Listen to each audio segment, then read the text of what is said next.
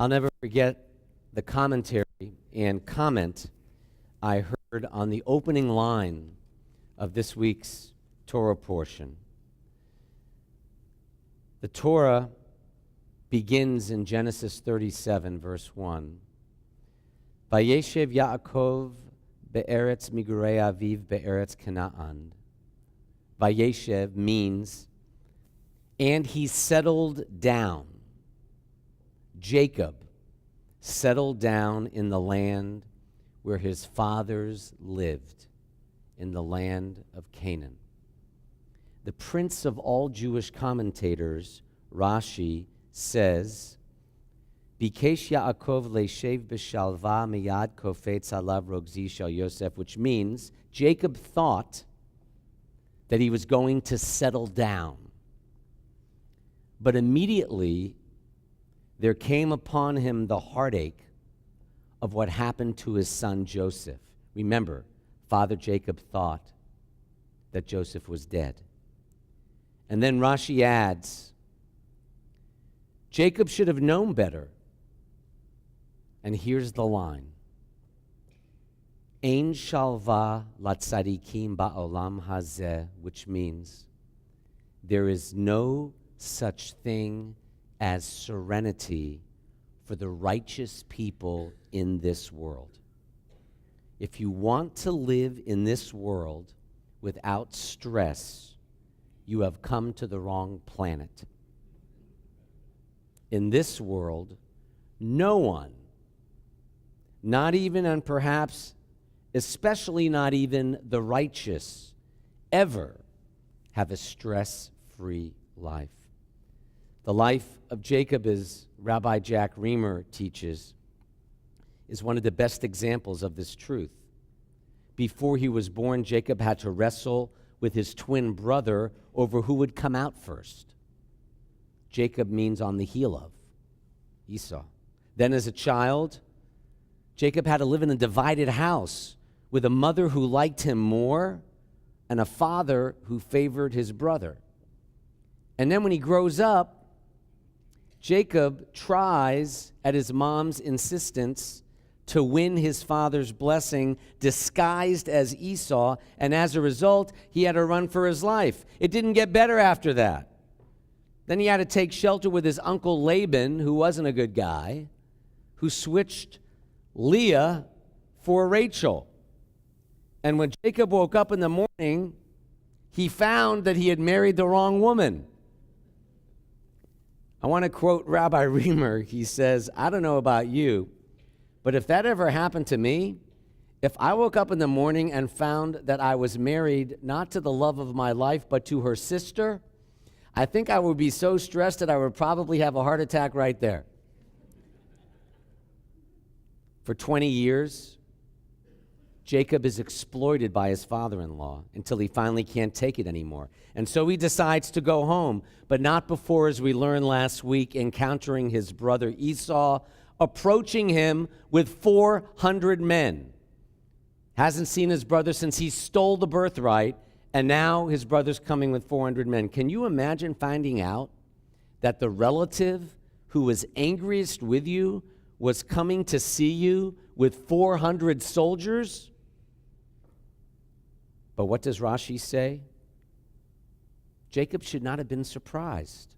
He should have known better than to think that when he got home, that after he reconciled with Esau, that after he recovered from his wrestling match that changed his name from Jacob to Israel, Jacob should not have been surprised in learning that he would not be able to settle down and live without stress.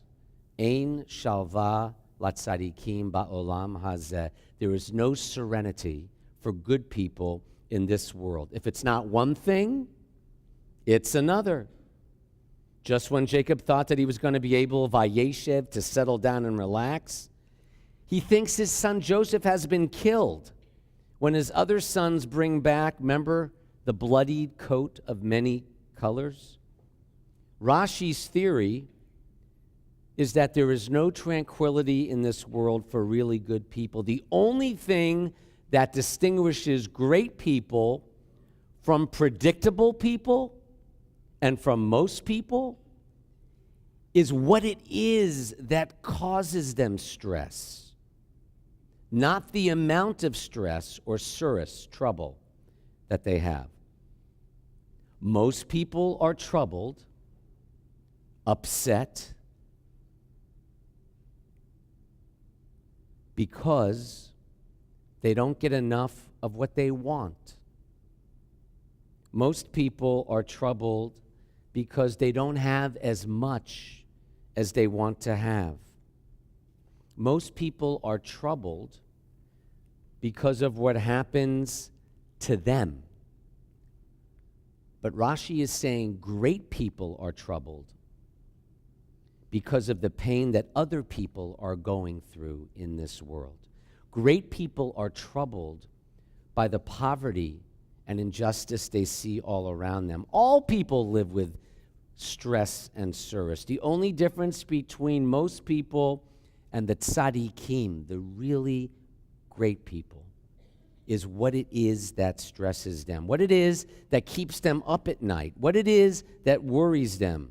But they both worry, they both feel stress, and that's the way it is. Anyone who can live in this world and not be bothered, not be troubled, not be stressed by all the suffering that surrounds us, must have something wrong with them.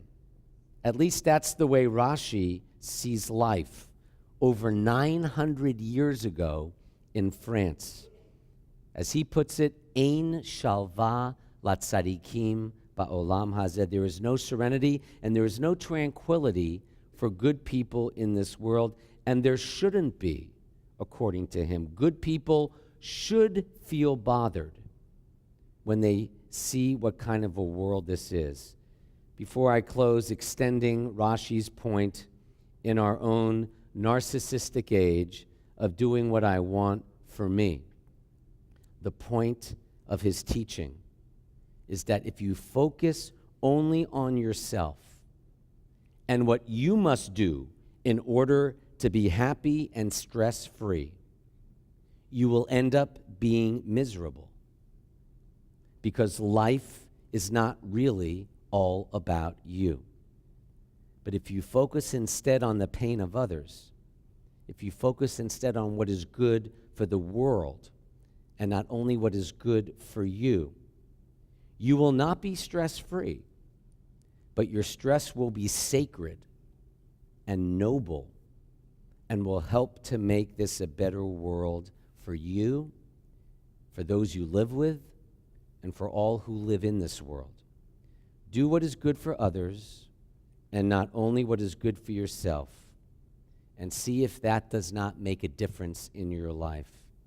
Rashi says it will calm your nerves and enrich your life. And like Rabbi Reamer, I agree and I believe Rashi, and I hope you do too. Amen.